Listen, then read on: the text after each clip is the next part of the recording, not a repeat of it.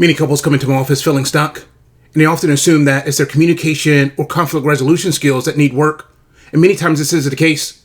And brushing up in these areas can provide a lot of benefit for them as a couple. But what I've realized is that sometimes the deeper issue is a lack of self-knowledge, that they don't know themselves individually, and so they're trying to build a marriage essentially on a foundation of sand. Erik Erikson, in his 8 Stages of Man, identified identity formation before intimacy, and I believe he's spot on. When we have not spent time wrestling with the question, who am I, we tend to bring a very confused self into every relationship. And so instead of offering our strength, we tend to blow up, to cave in, to run away in every interaction.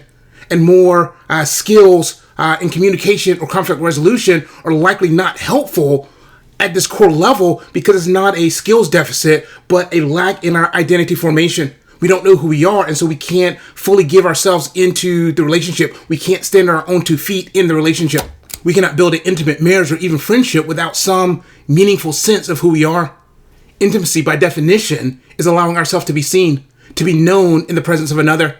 And so if we don't have a sense of who we are, some meaningful identity, then we have very little to offer to the other. And so in a very real sense, our relationships can only go as deep as we know ourselves individually. This is why in part in my R.I.S.E framework that I've developed for men, that I start with the stage of recognize. We recognize, we initiate, we sacrifice, and we enjoy. But we can't initiate meaningful relationships, whether that is in dating, in marriage, in friendship, in parenting, without some sense of who we are. And there's also a sense that we can't initiate meaningful work in the world without some sense of who we are. And so we first need to recognize, who am I?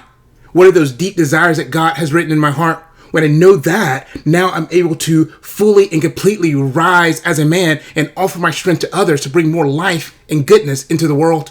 And so if you're feeling stuck in your relationships, by all means, continue to polish your communication and conflict resolution skills.